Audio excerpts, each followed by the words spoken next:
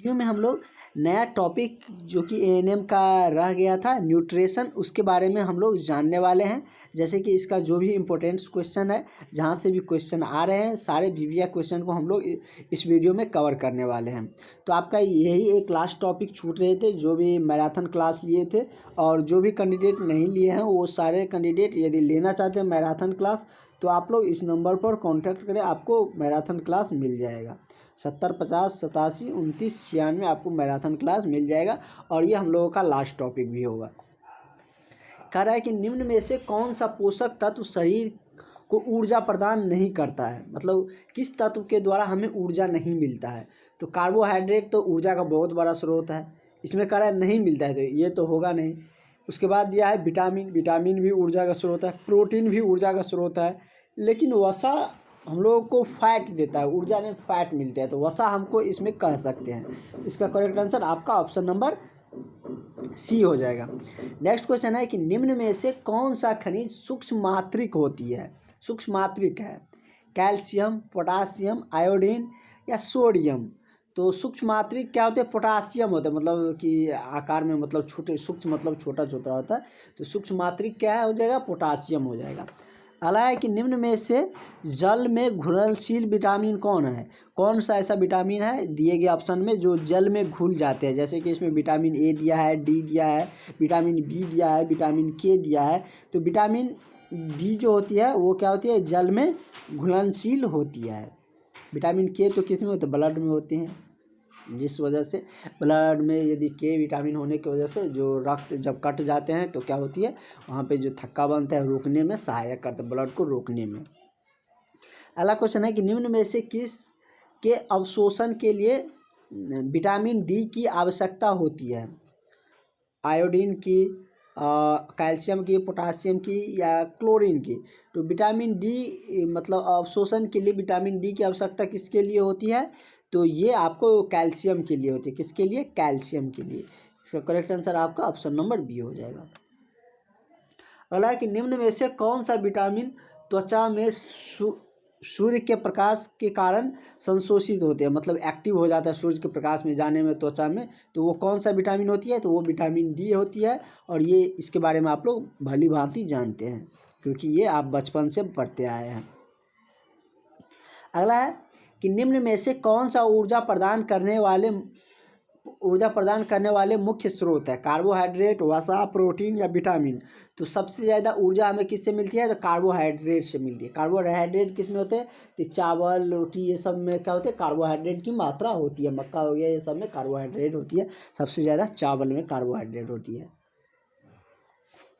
तो इस टॉपिक से आपको इजी क्वेश्चन मिलेंगे, और इजी क्वेश्चन है तो आप उससे अच्छे से कवर करिए ताकि आपसे एक भी क्वेश्चन छूटे नहीं।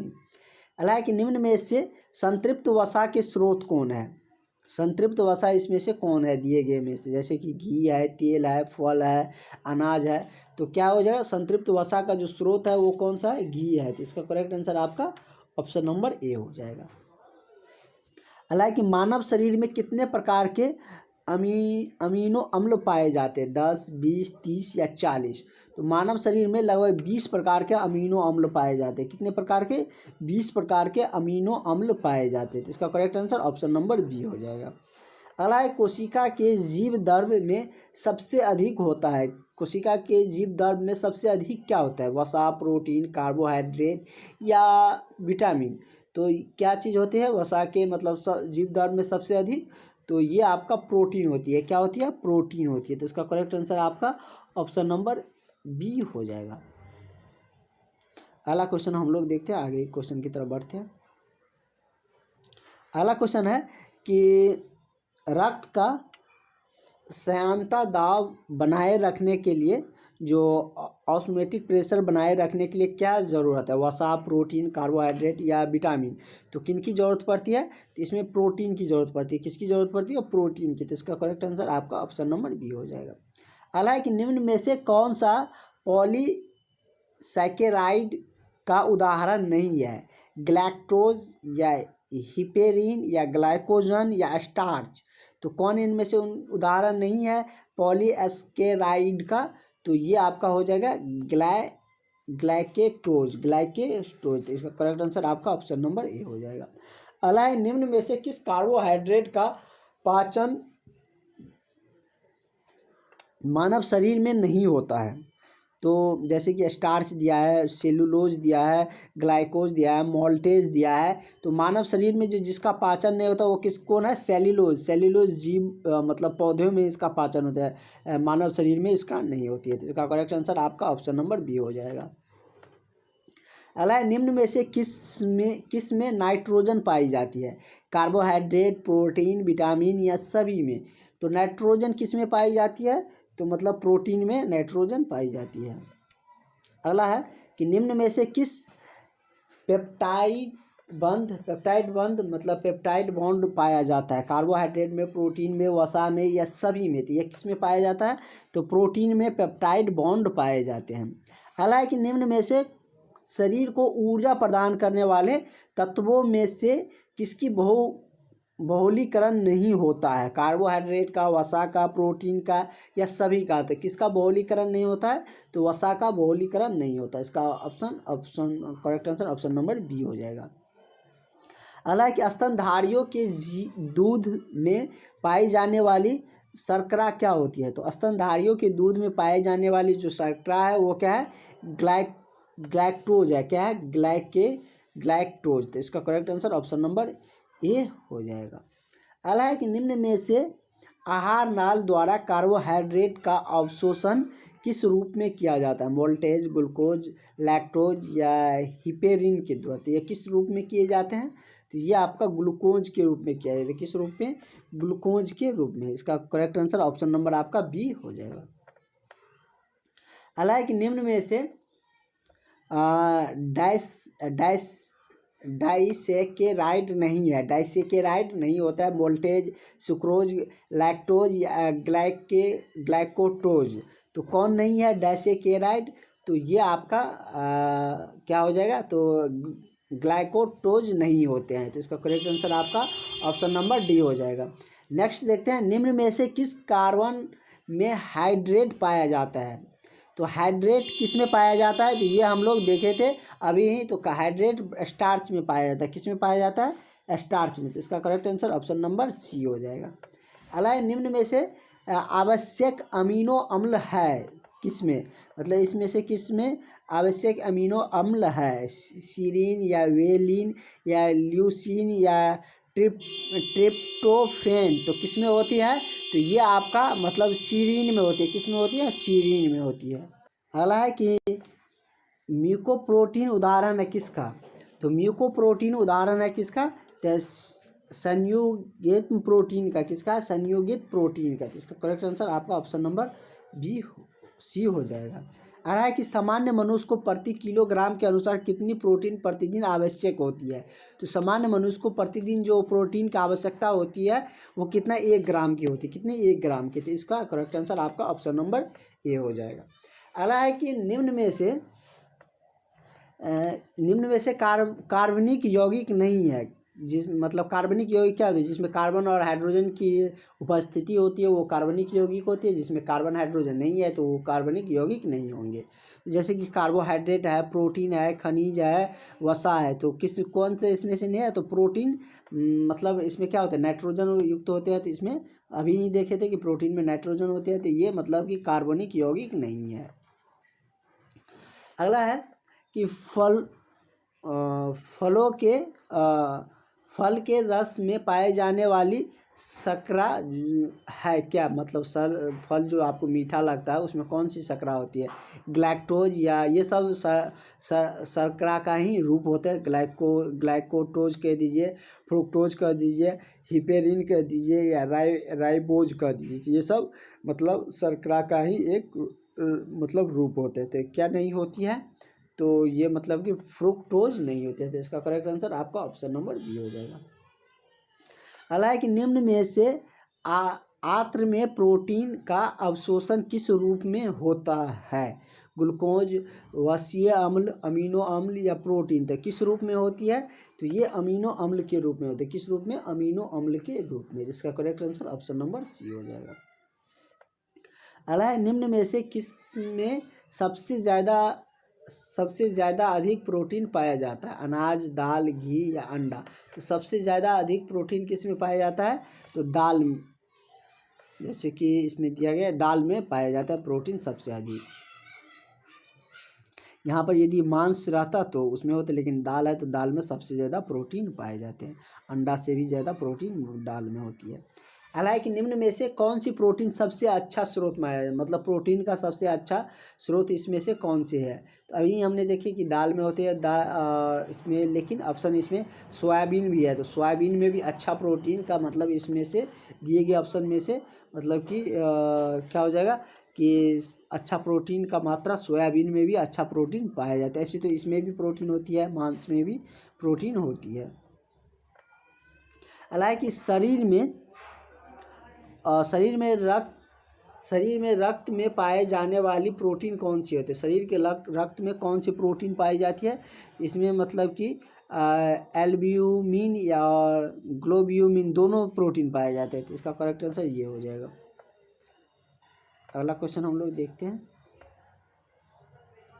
अगला क्वेश्चन कर रहा है कि निम्न में से किस विटामिन की कमी से 3D रोग होते हैं? तो 3D रोग जो होती है वो निकोटीनिक अम्ल की कमी से होते हैं। किसकी कमी से? तो निकोटीनिक अम्ल की कमी से। तो इसका correct answer option number A हो जाएगा। अगला है कोशिका झिल्ली में मुख्यतः पाए जाने वाला लिपिड क्या है? कौन सा लिपिड कोशिका झिल्ली में पाए जाते हैं? तो क्या है? फॉस्फोलिपिड पाए जाते हैं कोशिका झिल्ली में। इसका करेक्ट आंसर आपका ऑप्शन नंबर बी हो जाएगा। अगला है निम्न में से लिपिड का कार्य है, इनमें से लिपिड का कार्य क्या है? वसा में उत्पन्न से लिंग हार्मोन का निर्माण होता है, बच्चों में शीत नियंत्रण का कार्य करता है, और मस्तिष्क में श्वेत द्रव निर्माण में सहायक है। तो या उपयुक्त सभी। तो इसका क्या हो जाएगा? करेक्ट आंसर हो जाएगा उपयुक्त सभी, क्योंकि इसमें ये सारे इसमें इसका कार्य है।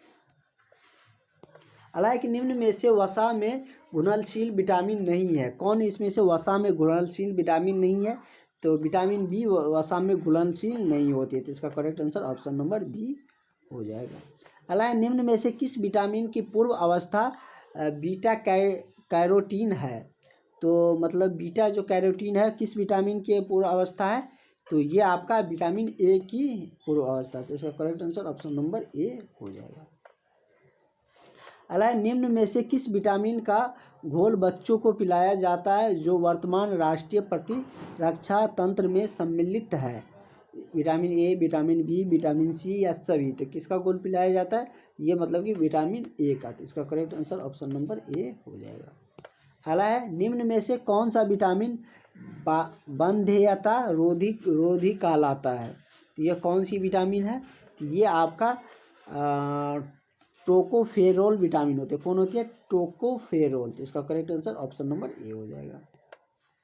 अगला शरीर में सबसे अधिक मात्रा में पाए जाने वाला खनिज कौन सी है? तो शरीर में सबसे अधिक मात्रा में क्या पाए जाते हैं? तो शरीर में सबसे अधिक मात्रा में कैल्शियम पाया जाता है। क्या पाया जाता है? कैल्शियम पाए जाते हैं। तो इसका करेक्ट आंसर आपका ऑप्शन नंबर ए हो जाएगा। अगला कि निम्न में से किस खनिज की कमी से दंत क्षय हो जाता है? फ्लोरीन, आयोडीन, सोडियम और पोटासियम। तो किसकी कमी से दांतों का क्षय होता है? ये हम पहले भी देख चुके हैं। फ्लोरीन के कारण दांतों का क्षय होती है। अगला है 1 जूल बराबर कितना होती है? तो कितना कैलोरी के बराबर होती है करने का ये अर्थ है। तो वो 2.39 कैलोरी के बराबर होती है। तो इसका करेक्ट 0.239। इसका ये सही हो जाएगा। अगला है कि 1 ग्राम वसा के पाचन से कितनी ऊर्जा प्राप्त होती है? 1 ग्राम वसा को यदि पचाता है तो उससे कितना कैलोरी ऊर्जा मिलती है? तो उससे आपको 9 कैलोरी ऊर्जा मिलती है। 1 ग्राम को पचाने से 9 किलो कैलोरी मतलब कैलोरी ऊर्जा मिलती है। नवजात शिशु को प्रति किलोग्राम भार के अनुसार कितनी ऊर्जा आवश्यक होती है? तो उनके भार के अनुसार जो ऊर्जा की आवश्यकता होती है वो कितनी होती है? तो 100 से 120 किलो कैलोरी के बराबर। तो ये मतलब इतना कैलोरी इसको मिलनी चाहिए। अगला है कि सामान्य व्यक्ति जिसका वजन 80 किलोग्राम है, मतलब 80 केजी का है, तो उसको प्रतिदिन कितनी मात्रा में प्रोटीन की आवश्यकता पड़ेगी? तो उसे मतलब कि 80 ग्राम प्रोटीन की लगभग आवश्यकता पड़ेगी। कितना का? तो 80 ग्राम प्रोटीन की उसको आवश्यकता पड़ेगी। हालांकि प्रति किलो वजन के अनुसार जीवन की किस अवस्था में शरीर को प्रतिदिन सर्वाधिक प्रोटीन की आवश्यकता होती है? शिशु अवस्था में, या बाल्य अवस्था, युवा अवस्था, या वृद्ध अवस्था? तो किस अवस्था में प्रोटीन की आवश्यकता होती है? तो शिशु अवस्था में। तो इसका मतलब क्या हो जाएगा? प्रति किलो के अनुसार। तो करेक्ट आंसर आपका ऑप्शन नंबर बी ए सही हो जाएगा। अगला है कि शरीर में निर्माण संबंधित कार्य के लिए निम्न में से किसकी आवश्यकता होती है? तो शरीर के निर्माण संबंधित कार्य के लिए शरीर में आवश्यकता किसकी होती है? तो प्रोटीन की। किसकी आवश्यकता होती है? प्रोटीन की। इसका करेक्ट आंसर आपका ऑप्शन नंबर ए हो जाएगा। अगला है निम्न में से किस रोग में चांद के समान चेहरा दिखता है? एनीमिया, या रक्त कैंसर, या मरासमस, या क्वाशियोर। तो किसमें मतलब चांद के समान चेहरा चमकता है? तो ये मरासमस में चमकते हैं। इसका करेक्ट आंसर ऑप्शन नंबर आपका सी सही हो जाएगा। अगला है कि निम्न में से खाद्य पदार्थों को पकाने की कौन सी विधि नहीं है? भस्मीकरण, भूनना, तलना, या खदकाना? तो भस्मीकरण खाद्य पदार्थ को पकाने की विधि नहीं है, ये आपको पता है। तो ये तो नाम से ही क्लियर है। तो ऑप्शन ए सही हो जाएगा। अगला है कि प्रेशर कुकर में खाना जल्दी पक जाता है, उसका क्या कारण है? तो प्रेशर कुकर में आपको पता है कि उसमें उच्च दाब होता है और तापमान भी उच्च होती है, तो इसलिए प्रेशर कुकर में खाना जल्दी बन जाते थे। इसका करेक्ट आंसर आपका ऑप्शन नंबर बी हो जाएंगे, क्योंकि आप लोग डेली प्रेशर कुकर पे खाना बनाते होंगे। अगला है निम्न में से पकाने की किस विधि में सामान्यतः वसा तेल का उपयोग नहीं किया जाता? तलना, खादना, उबालना, या सभी? तो किस में सामान्यतः मतलब कि तेल का उपयोग नहीं किया जाता? तो उबाला जाता है कोई चीज़ को, तो उसमें तेल नहीं दिया जाता है।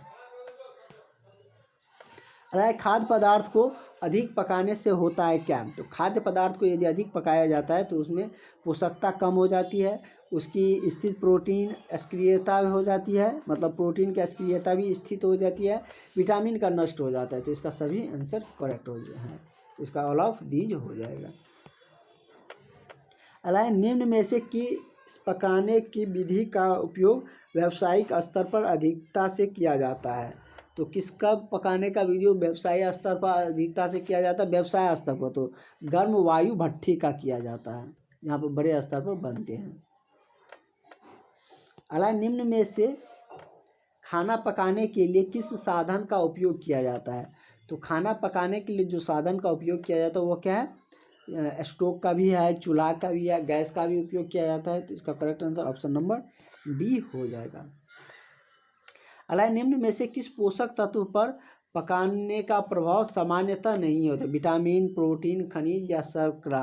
तो किसकी प्रभाव नहीं होती सामान्यतः? तो ये आपकी खनिज की सामान्यतः प्रभाव नहीं पड़ती है। अलाय निम्न में से पाश्चुरीकरण में तापमान कितना रखा जाता है?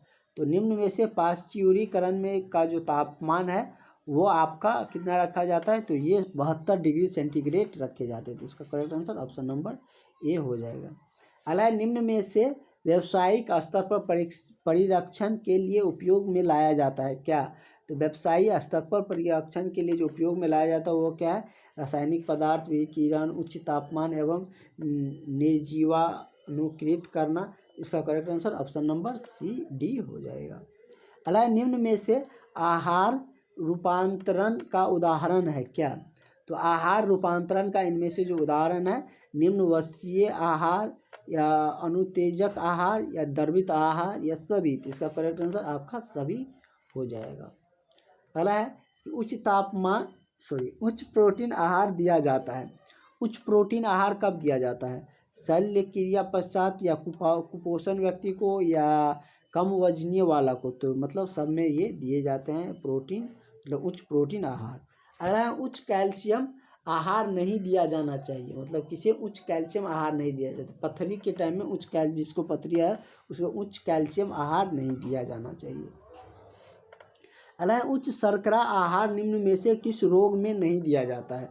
तो उच्च शर्करा आहार की हम यदि बात करें तो ये किस में नहीं दिया जाता, तो मधुमेह में। मधुमेह जो है जिसे शुगर रोग भी कहते हैं, तो उसमें आप जानते होंगे कि उसमें चीनी कम, मिठाई वाले चीज़ कम खाया जाता है। तो उच्च शर्करा आहार मधुमेह रोग में नहीं दिए जाते हैं।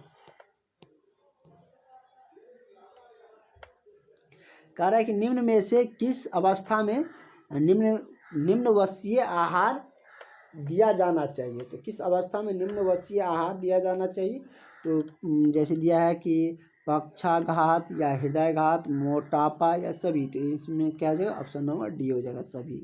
हालांकि पोलिया के रोगी को निम्न में से कौन सा पोषण तत्व कम दिया जाना चाहिए। तो पोलियो के रोगी को कौन सा पोषण तत्व नहीं दिया जाना चाहिए, तो उसे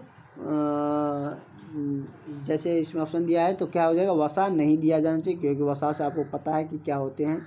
हालांकि उच्च रक्तदाब वाले 60 किलोग्राम भार वाले रोगी को प्रतिदिन कितना प्रोटीन दिया जाना चाहिए। तो कितना प्रोटीन उसे आवश्यकता होती है या देनी चाहिए, तो उसको 60 ग्राम, 80 है तो 80 ग्राम, 60 किलोग्राम का है तो उसे 60 ग्राम का प्रोटीन दिया जाना चाहिए। यदि आप 50 ग्राम का है तो 25 केजी का है तो 25 ग्राम आपको ज़रूरत पड़ेगी।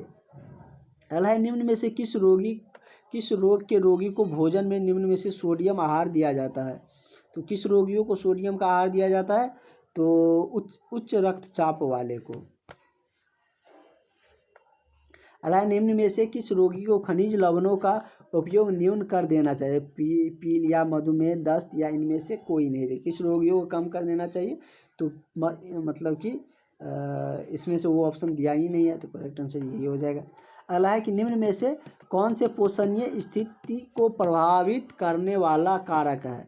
तो पोषण स्थिति को जो प्रभावित करता है वो कौन से कारण है, तो खाद्यान्नों के उत्पादक ये भी करता है, शिक्षा भी करता है, आर्थिक कारक भी करता है, तो उपयुक्त सभी हो जाएगा। आज हम लोग यहीं तक क्वेश्चन देखते हैं। निम्न में से कौन सा कार्यक्रम पोषक संबंधित नहीं है। तो पोषक संबंधित इसमें से कार्यक्रम कौन सी नहीं है, जैसे कि बालवाड़ी कार्यक्रम भी पोषक संबंधित है। उसके बाद समेकित बाल विकास योजना भी उसी के लिए, पोषण आहार कार्यक्रम भी उसी के लिए किया जाता है, लेकिन ये आपने कहीं नाम भी नहीं सुना होंगे इसके रिगार्डिंग, NAPC। तो यही हो जाएगा इसका करेक्ट आंसर। तो आज हम लोग इस टॉपिक का जो 70 क्वेश्चन है वो देख चुके हैं, और जो कुछ क्वेश्चन बच रहे हैं उसको हम लोग कल कवर कर लेंगे, और आप लोगों का सारा क्वेश्चन कवर हो जाएगा। और उसके बाद आप लोग पूर्ण रूप से एग्ज़ाम के लिए प्रिपेयर है, अच्छे से एग्ज़ाम दे के आइए, निश्चित रूप से आप लोगों का सिलेक्शन होगा। Thank you.